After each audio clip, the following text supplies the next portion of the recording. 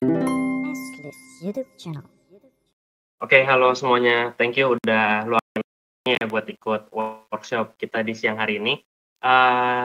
Pada kesempatan kali ini gue bakal coba sharing tentang penggunaan Git gitu.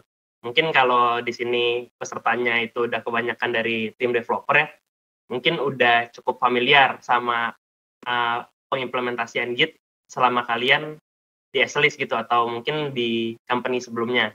Nah, jadi gue bakal bahas penggunaan Git ini mungkin sedikit lebih advance. Mungkin selama ini kalau kalian pakai Git cuma sebatas Git clone, terus kalian commit, kalian push, kalian bikin PR gitu.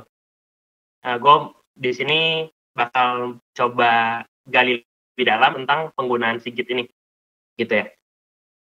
Oke. Secara, by the way, share screen gue kelihatan nggak? Terlihat, Kak. Oke, jadi kurang lebih outline yang akan kita bahas ada 4 ini. Apa sih Git itu? Terus kemudian kenapa kita harus pakai Git? Ketiga itu Git command-nya ada apa aja? Kemudian collaboration with Git.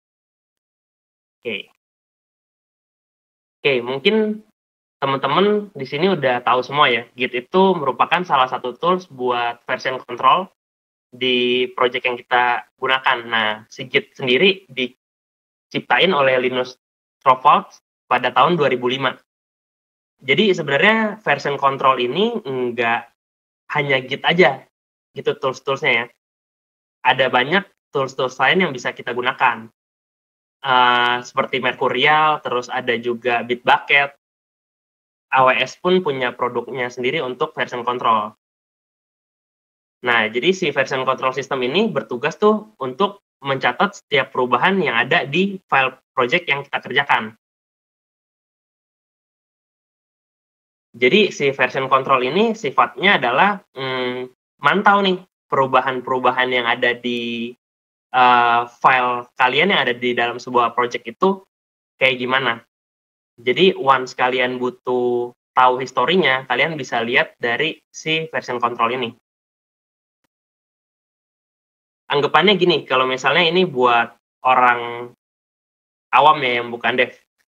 Jadi misalnya zaman dulu nih, kalau kita nggak pakai version control, misalnya lu bikin skripsi nih ya, biasa tuh kan ada yang sekali bikin, terus kena revisi, terus sampai menimbulkan yang kayak gini nih.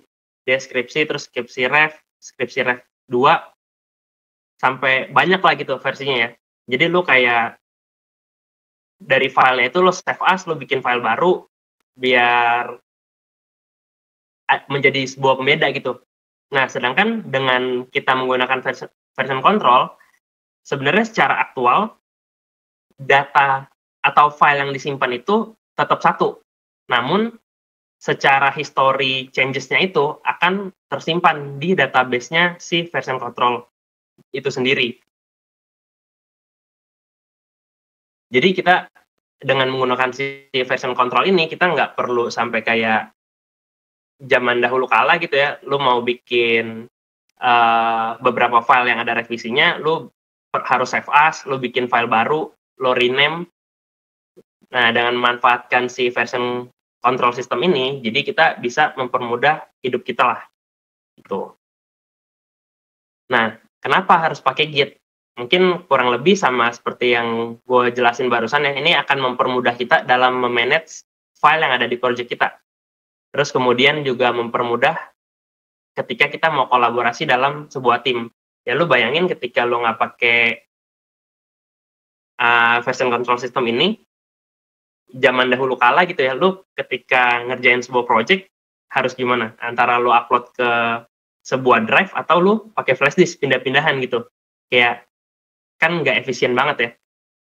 Terus kemudian juga Git ini dia cross platform. Jadi ketika misalnya di sini gue kerja menggunakan environment Windows gitu, di tempat lain ada tim gue yang menggunakan si macOS atau yang lainnya. Nah, itu kita bisa tetap berkolaborasi menggunakan Git ini. Dan yang pastinya Git ini open source dan free. Ada beberapa version control system itu yang berbayar. Oke, mungkin gue akan mulai bahas istilah-istilah umum pada Git ya. Yang pertama itu adalah repository. Jadi si repository ini mungkin kalian udah sering dengar juga. Dia itu merupakan sebuah directory atau folder yang berisi file-file yang ada di project kalian. Nah, kemudian commit itu adalah sebuah record perubahan dari sebuah file yang ada di repository kalian tadi. Jadi si commit ini tuh including siapa yang ubah, apa aja perubahannya, terus perubahannya terjadinya kapan, gitu. Terus yang ketiga itu ada clone. Clone itu kalian harusnya udah familiar juga ketika kalian baru join ke sebuah project, kalian bakal dikasih akses ke repositorinya, terus kalian akan nge-clone si reponya ini ke local device kalian gitu, biar bisa kalian edit secara offline. Yang keempat, fork. Nah, sebenarnya si clone sama fork ini kurang lebih mirip gitu ya sifatnya. Tapi bedanya adalah si fork ini lu copy juga repository orang, tapi ke account GitHub lu atau pokoknya ke account version control system lu. Jadi biasanya kondisi yang menyebabkan kita harus pakai fork adalah satu, misalnya ada sebuah project, sebuah repository yang sebenarnya oke nih, banyak digunakan orang, tapi ternyata maintainernya karena satu atau lain hal itu dia berhenti maintain repository tersebut.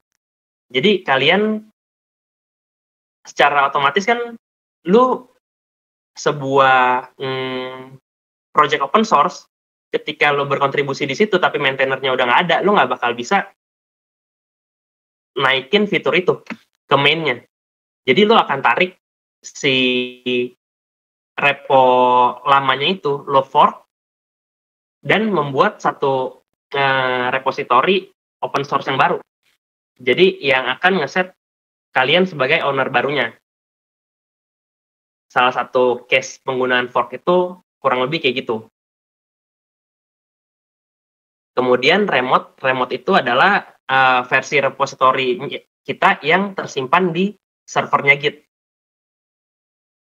Kemudian branch ini merupakan cabang-cabang dari repository yang kita gunakan.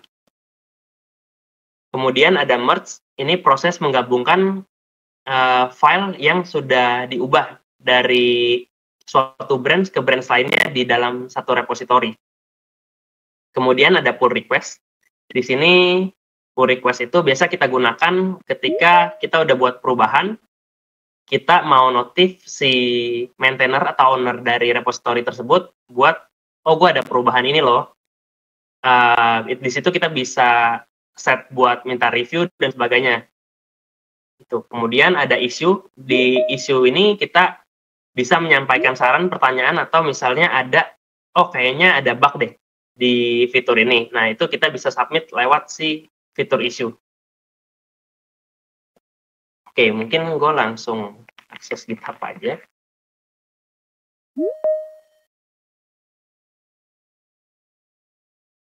So far gimana? Dari kalian masih familiar sama yang gue jelaskan barusan? Atau ada yang udah mulai asing gitu sama istilah-istilahnya?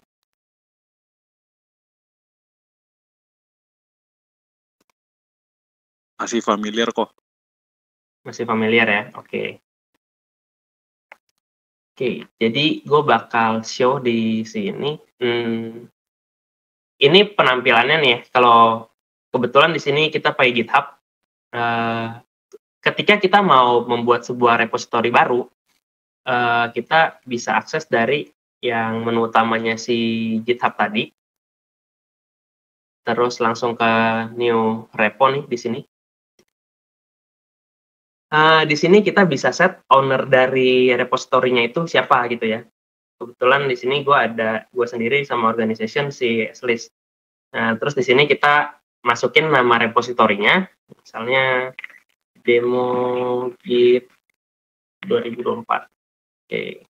Di sini kita bisa masukin juga description dari repository, atau mungkin gampangnya ini adalah sebuah gambaran besar dari project kita itu ngapain yang disimpan di repository ini.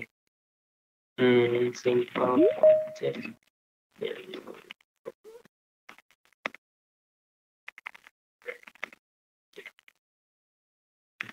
Oke, terus di sini kita bisa set visibility-nya. Project kita ini public atau private. Jadi kalau public, ini berarti si repository kita yang akan kita buat ini, dia itu bisa diakses oleh semua orang gitu ya. Jadi tanpa perlu di-grant access, orang-orang yang ngelihat repo kita atau nemuin repo kita, dia bisa berkontribusi di sana.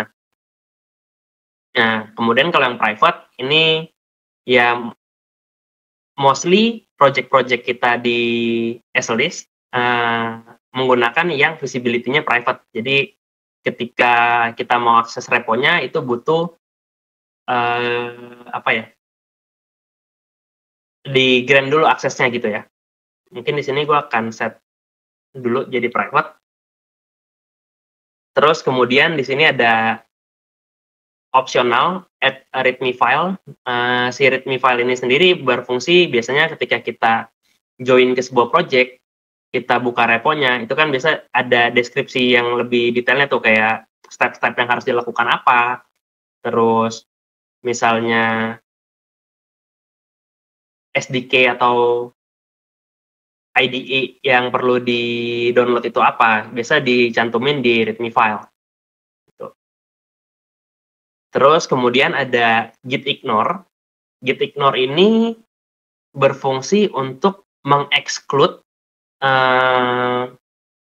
file atau folder tertentu yang kita input di dalamnya. Jadi di sini gue bakal set none dulu, nanti gue bakal contohin sambil jalan. Jadi biasa yang dimasukin ke git ignore itu apa sih? Biasa tuh kalau misalnya di project front end gitu ya, di Next.js atau di Angular atau di Vue, biasa kan ada file si library-nya, si folder node modules. Atau misalnya di Laravel ada folder vendor yang isinya library juga. Nah, itu biasa kita exclude ketika kita ngurus version control-nya, karena secara size-nya akan nggak fleksibel gitu ketika kalian ikutan push si library yang segede gaban itu naik ke si Git. Jadi biasa yang library gitu kan lu bisa tinggal npm install, atau kalau di Laravel bisa composer update gitu ya. Jadi itu biasanya kita exclude, atau juga misalnya ada di project kita itu misalnya generate file lokal. Nah, yang kayak gitu-gitu juga biasanya kita masukin ke git ignore biar nggak ikut ke track di version control kita. Kemudian yang terakhir ini ada license. License ini biasanya digunain di setting itu untuk project-project yang open source. Jadi ada beberapa license yang umum gitu ya, kayak MIT, terus GNU nih, ini juga yang umum ya. Jadi biasanya itu menentukan si project open source lo ini tuh apa sih yang boleh lo lakukan terhadap si project ini, apa sih yang nggak boleh. Jadi kayak ada limitasi-limitasi yang bisa disampaikan lewat si license yang ini. Buat detailnya itu kalian bisa coba cek di sini nanti. Nih, dia ada tipe-tipe license-nya. Tapi biasanya karena kita mostly pakai yang si private, dan kan kebanyakan project kita tuh lebih ke project client gitu ya. Jadi kita nggak ada put license sama sekali. Itu. Oke. Di sini gue coba next dulu. Nah, kemudian di sini dia kalau ketika kalian bikin repository baru yang kosongan, dia akan ngeset kayak gini.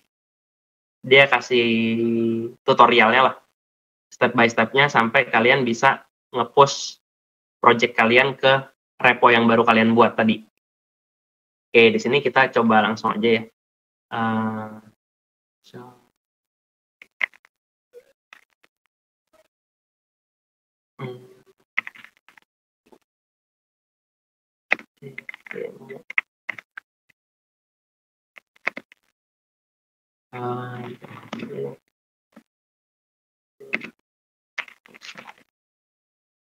Oke. Di sini gue udah bikin satu konsol project.net. Oke, di sini gue bakal melakukan git init-nya. Git init, dia otomatis akan generate si file ininya nih, .git yang ke hidden.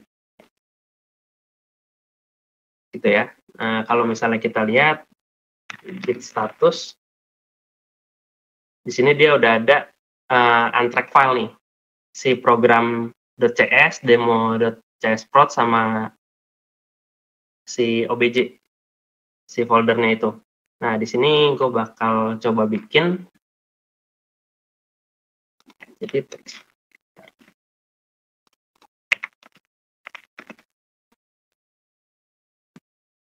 Oke, gue bakal bikin di sini aja. Oke, di sini kita bisa masukin file atau directory apa yang mau kita ignore di Git ini ya. Kalau misalnya kita lihat tadi di sini. Di sini kan ke-track nih ya, ada program.cs, demo.csprot, sama si folder obj-nya. Nih, kita misalnya hadir lagi. Status. Di sini akan nambah nih si file gitignore.vs nih, karena gue akses si project-nya dari Visual Studio.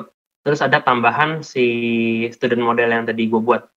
Di sini, misalnya di gitignore, gue tambahin .vs, gue save.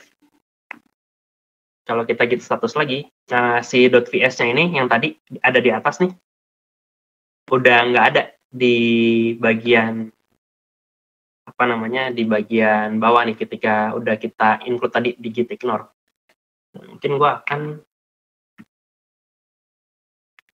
tambahin lagi si folder obj sama, udah untuk sekarang dua ini dulu yang mau gue exclude. Kalau kita lihat di git status, otomatis dia nggak bakal ke-track lagi nih di version control kita gitu ya.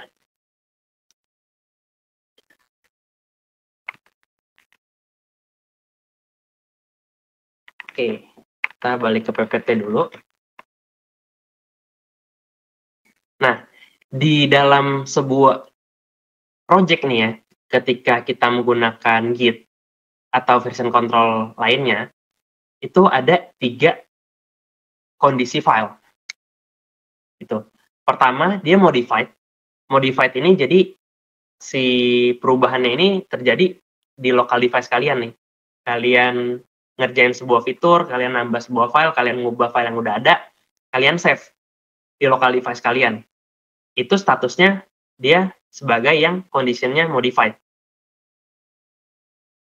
Terus, yang kedua itu adalah states.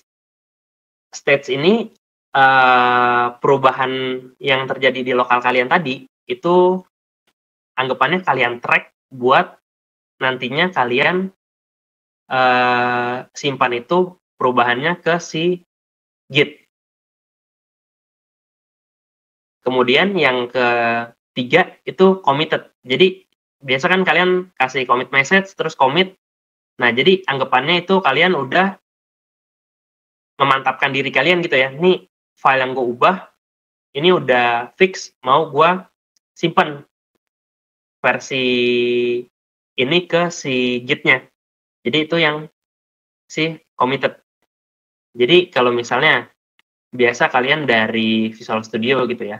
Di sini kan ada Git changes nih. Di sini tuh ada yang changes, terus biasa kalau kita nggak mau bawa semua perubahannya, itu kita bisa pilih gitu kan ya, yang mana yang mau kita commit. Nah, kita pakai yang si stats tadi.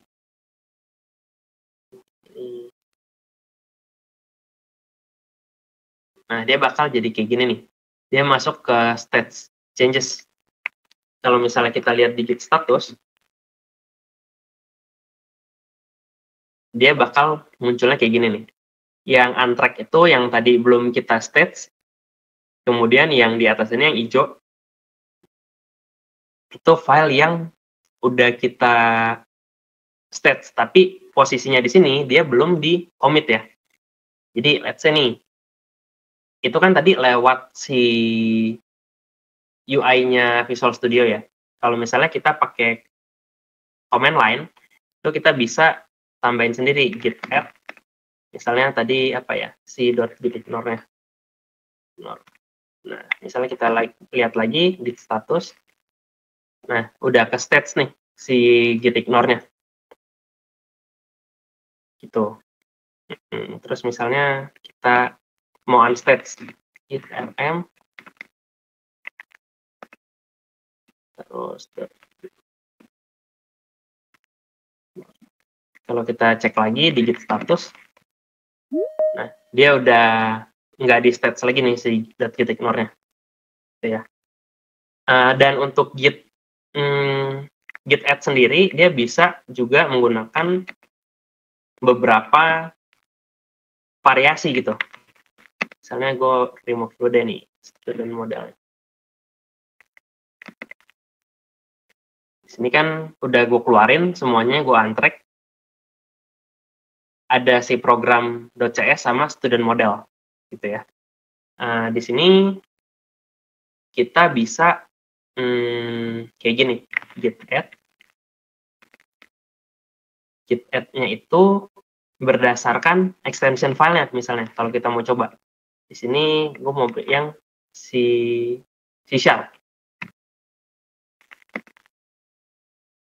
Nah, dia otomatis semua file yang extensionnya C# itu akan masuk ke stats. Bisa juga kalau misalnya kalian mau langsung otomatis semua satu directory itu di di stats gitu ya. Kalian bisa pakai command-nya itu git add titik. Kalau kita lihat lagi git status, oke, semuanya udah ke stats. Gitu. Nah, kemudian next-nya tuh ngapain? Next-nya itu biasa setelah kita stats, kita akan commit si perubahannya ini gitu ya. Ini bodo amat. Oke. Kita git commit min initial commit. Dia udah commit sekarang. Terus karena kita kan ini baru git init ya tadi, belum set remote-nya dia itu kemana. Kita perlu set lagi nih si repository kita ini tuh arahnya kemana. Nah, di sini kita pertama bikin branch-nya dulu. Git branch name git remote add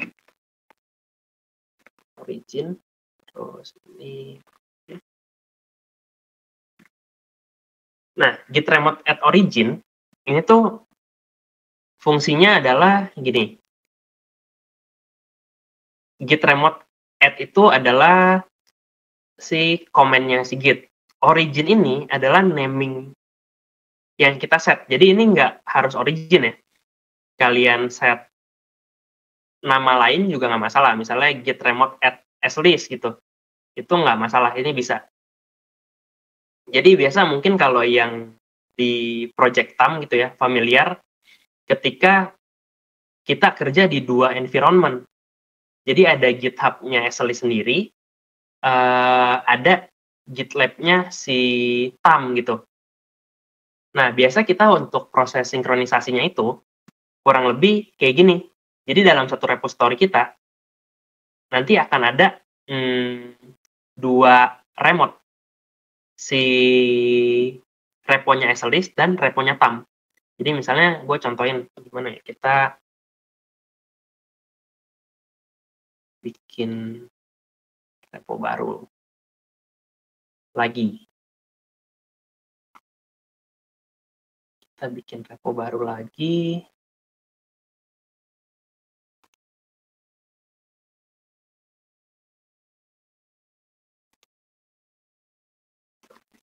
Demo Git 2024 copy private. Ini kita masih kosongin gitu ya. Nah, kita git remote list git remote. Nah, kita masih baru punya yang origin. Kita sekarang tambahin coba ya git remote add copy. Copy itu URL-nya yang baru. Git remote. Nah, sekarang kita punya 2 remote nih. Gitu ya. Jadi, yang akan kita lakukan sekarang adalah, pertama kita mau push ke si origin dulu, which is yang pertama, repo yang pertama kali kita buat. Jadi, tadi gua sempat buat initial commit. Di sini ada autornya, gua, terus date-nya kapan, 15 Maret, jam 14.38, gitu ya, 3 menit yang lalu. Terus ini commit message-nya, yang kalau kalian lihat di sini, kan gua ada min-m, message-nya initial commit. Jadi ke-track di sini. Oke.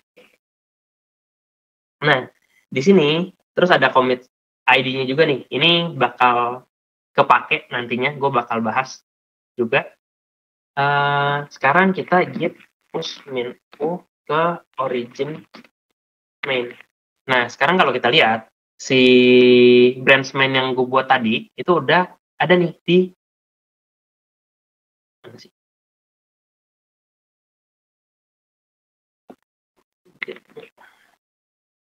Oke, gue buka 2 tab. Di sini demo git yang pertama, repo yang pertama, ini git yang copy. Jadi yang ini masih polos ya. Ini masih polos. Di sini udah ada yang tadi terakhir kita buat. Oke. Nah, ketika kita mau nge-push ke repo yang ini, ke repo yang copy, itu kita ubah nih yang tadi.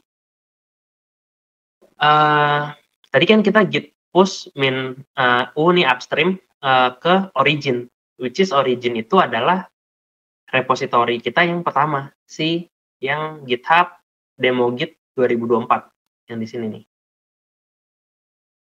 Sedangkan si copy adalah yang reponya itu di demo git 2024 copy. Jadi ketika gue lakukan ini, terus itu copy main, dia baru masuk di yang si copy. Gitu. Jadi ini bisa dimanfaatkan untuk case-case ketika kalian bekerja di 2 environment yang berbeda, tapi sebenarnya secara source code-nya itu sama. Nah, gue akan masuk ke main course-nya terkait si Git ini ya. Soalnya kalau dari tadi kita bahas cuma add, commit, push, itu ya udahlah, biasa gitu ya. Nah, di sini gue bakal sedikit eksperimen.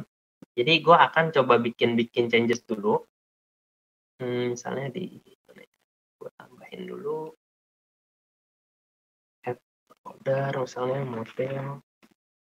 Terus di sini gue bikin beberapa file baru. Sini kelas model 1. Di student udah ada apa ya? Subject well. Terus ada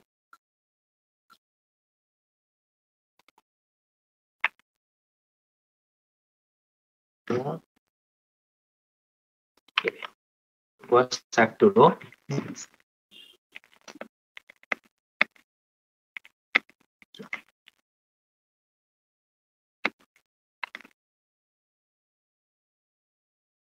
And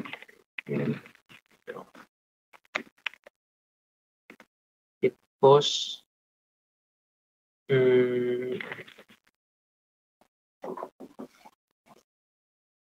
Oke, kalau kita cek di sini harusnya udah ada yang baru si modelnya. Kemudian ini masih belum akan kelihatan, misalnya kita bikin jadi public. Terus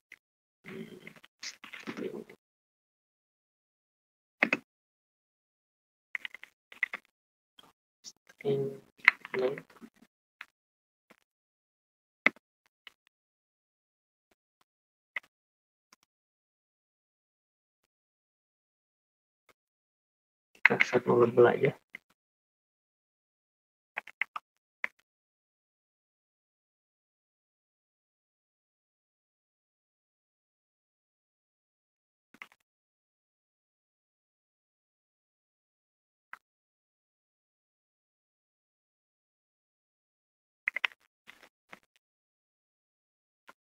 Ini misalnya.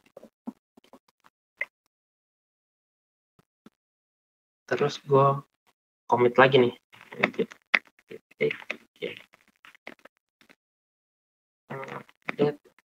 Tadi si cek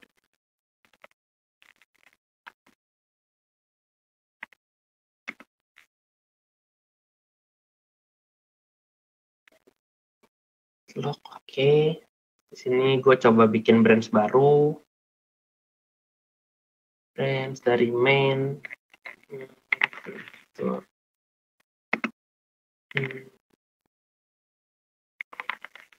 Satu. Bring change ya.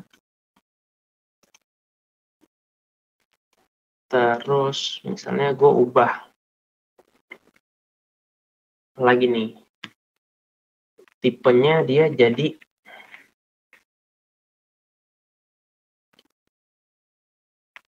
integer.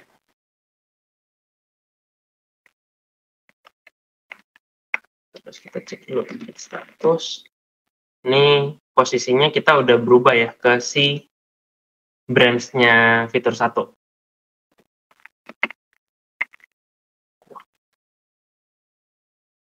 Jadi kita punya 2 branch, yang main dan fitur 1 nih. Kalau misalnya tadi kan kita lewat UI ya, kalau misalnya mau lewat command line ya tinggal gini di checkout nama branch-nya.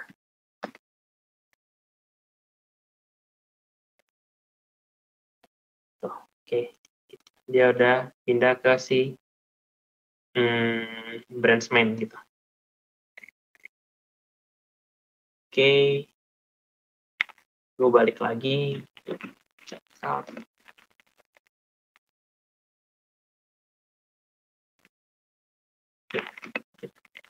Terus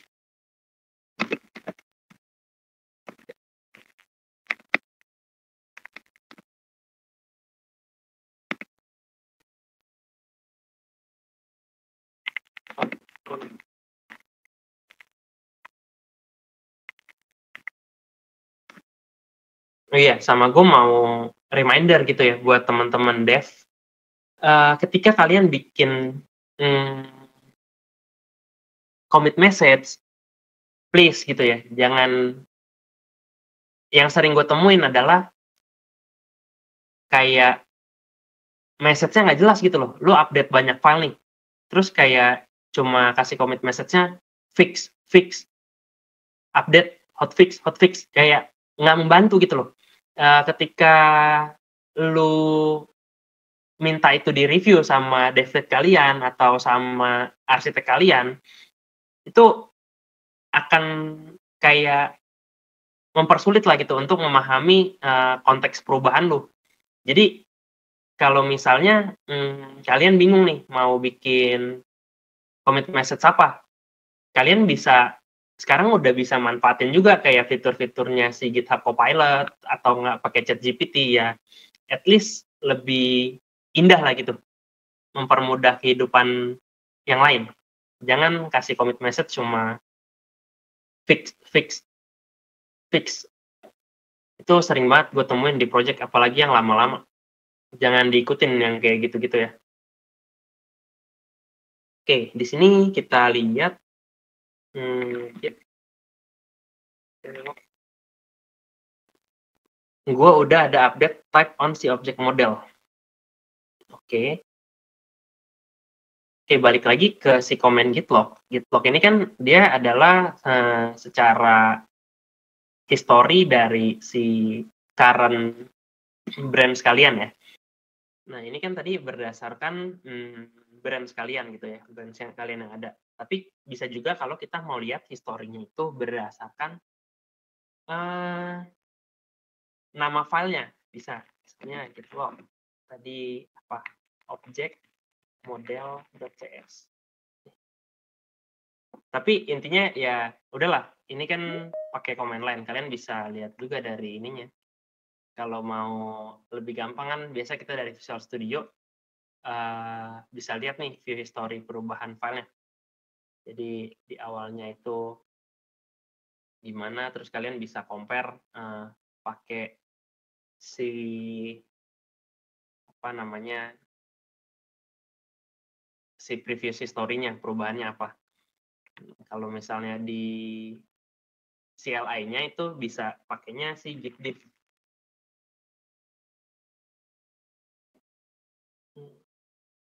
Kenapa ya?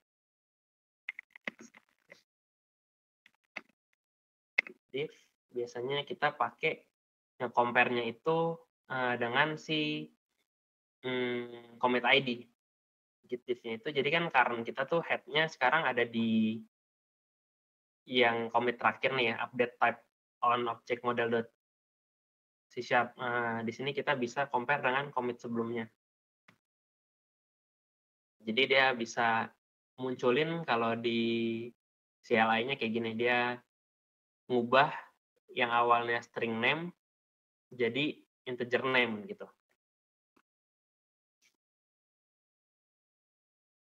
Oke.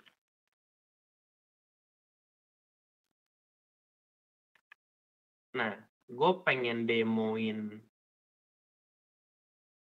proses yang bisa kita lakukan untuk menyelamatkan codingan kita, tapi kayak gue butuh prosesnya panjang. Terus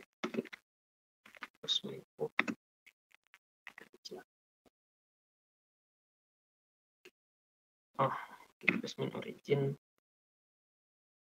si satu.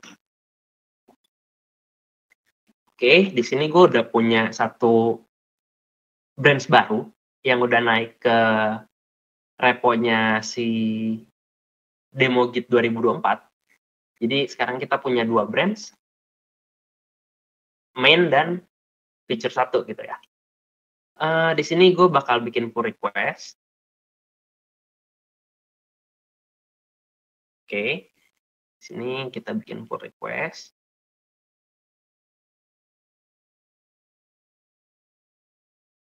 Nah, biasanya gua ketika melihat, oh perubahannya kecil nih, terus orang yang membuat pull request ini, ya gue percayalah gitu. Gue biasa langsung merge pull request nih. Gue gabung. Gue merge antara si main sama si fitur tadi. Tapi, terkadang yang menjadi isu bukan yang menjadi isu bukan masalah codingannya yang salah, tapi ketika kalian bikin pull request, kadang kebalik. antara si target sama source-nya itu ketukar. Itu kadang terjadi di project. Jadi ketika hal itu terjadi, kalian itu bisa menyelamatkan project kalian gitu lah ya. Apalagi kalau misalnya udah masuk ke main atau ke master. Biasanya akan mulai sedikit panik tuh di state-state kayak gitu. Jadi ternyata kebalik nih merging-nya. Apalagi kalau case-nya kalian punya satu project gede, terus ada satu branch main, terus kalian ngerjain semua CR-nya itu di satu branch lain, terus secara secara histori, secara repository main-nya itu, si branch main-nya itu nggak ke-update udah berbulan-bulan, bertahun-tahun. Jadi semua running di CR. Terus kalian merge si main yang nggak ke-update ini ke si branch CR itu. Itu sih cukup chaos menurut gue ya. Jadi history lu rusak tuh, lu bakal nge-track kebaca semua si commit yang kayak tadi, yang kayak di sini misalnya gitu loh. Bakal ketumpuk tuh commit kalian di situ. Nah, kalian bisa menyelamatkan itu dengan cara apa? Kita bisa check out itu bukan berdasarkan branch atau berdasarkan bukan berdasarkan branch ya, tapi kita bisa menggunakan si commit ID ini. Salah satu cara kita menyelamatkan project kita itu adalah kita check out balik ke si commit ID tersebut. Tapi biasanya setelah kalian merge kayak gitu, dia nggak bisa langsung di reset atau di revert gitu ketika historinya udah lumayan panjang. Biasanya bakal terjadi berbagai konflik. Kalau dari gue sendiri, gue pribadi itu membuat si solving case kayak gini adalah gue check out si commit ID terakhir yang aman, gue bikin branch baru dari situ. Itu udah paling cepat solusinya kalau kalian ngalamin salah merge. Jadi misalnya gini, gue tadi kan sekarang di tools, gue ada di branch feature. Oke, gue pindah dulu ke git check out main status. Di sini gue ketinggalan 2 commit. Git gue make sure gue udah tarik yang terbaru dari repository, dari version control systemnya. Di sini gue bakal git pull terus dari yang origin. Git pull. Dia case sensitif juga.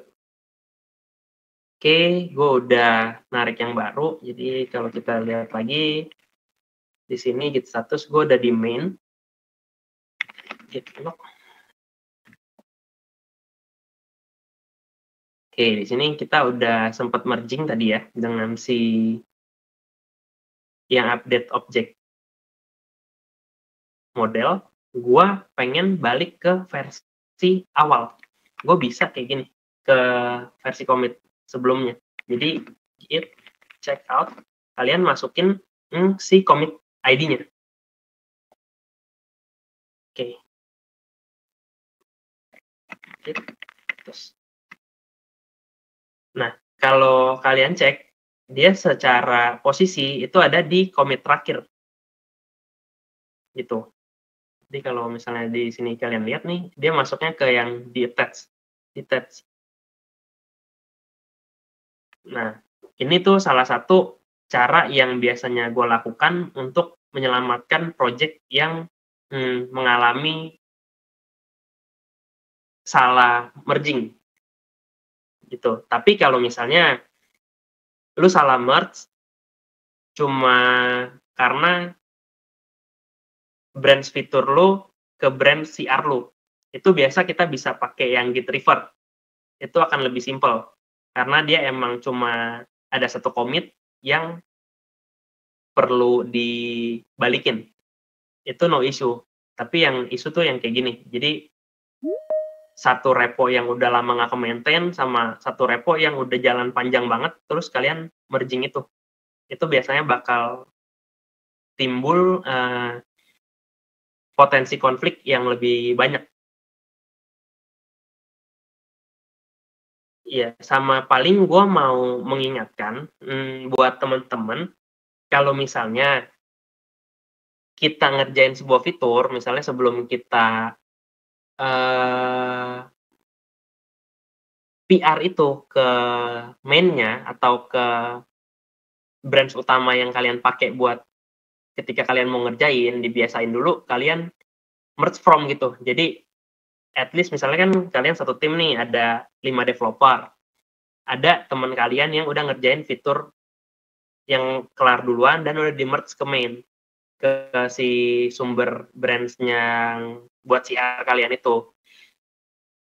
Biasain setiap kali kalian mau bikin pull request, kalian merge dulu dari sana, biar ketika PR itu dibuat, itu udah nggak ada konfliknya lagi.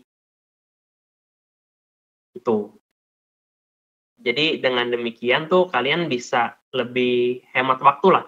Karena ketika kalian nggak merge from dulu nih, kalian bikin PR-nya, ujung-ujungnya kalian harus resolve juga. Kenapa? Karena pasti tim lead kalian, ya apa nih konflik, lu urus. Gitu. Jadi itu bakal bikin text time 2 kali lebih banyak gitu. Jadi dari kalian bikin PR, tim lead kalian ngecek dulu, terus ada konflik dia nggak mau lanjutin karena ada konflik, minta kalian resolve, baru kalian resolve. Jadi kalian bisa prevent itu dengan ya di merge from dulu ketika mau membuat sebuah pull request. Oke, mungkin dari gua, dari PPT-nya pun udah ada. Sekian, terima kasih. Mungkin kalau ada teman-teman yang mau nanya, silahkan. Oh, Andi. Kenapa, Di? Oke kok. Kan ini aku ada heran sih. Kan kadang tuh kan ada kejadian kayak ya pengalamanku dulu juga sih. Dev yang nggak sengaja merge ke main ya. Habis itu harus kan di revert kan biasanya. Iya. Nah, cuma kalau itu kan ada nggak sih cara biar cegah devnya tuh bisa merge ke main kayak kayak akses merge ke mainnya itu dihilangkan? Bisa. Sebenarnya kalau misalnya kita bahas bisa tapi bayar. Iya, sekarang sebenarnya kalau misalnya kita ngomongin fitur kayak gitu, tapi harusnya masih ada, nggak tahu ya, udah ke disable atau belum. Tapi ada satu cara lagi, lu pakai Git hook. Itu jadi kita biasanya bisa ngakal-ngakalin commit message pun kita bisa batasin gitu loh. Nggak boleh, misalnya gimana ya? Contoh simpelnya. Oh, gini. Commit message itu harus berisi berapa puluh karakter gitu misalnya. Terus harus menjelaskan apa yang lu ubah. Itu tuh bisa disetting pakai Git hooks sebenarnya. Kalau misalnya kayak gitu nggak gue bahas di sini karena itu terlalu technical banget gitu ya. Karena lebih ke arah preparation si project. Dan sebenarnya Git hooks pun ada beberapa tools gitu yang bisa kita pakai. Jadi nggak perlu setup dari awal. Kayak Husky, itu salah satu tools buat Git hooks. Jadi dia bisa ngejagain, nggak bisa asal push, nggak bisa asal merge. Tapi ya, gue terakhir research itu ketika belum ada yang berbayar kayak sekarang sih. Gue nggak tahu itu masih gratis atau enggak. Nanti mungkin gue coba cari tahu lagi sih. Oke, thank you kok. Oke.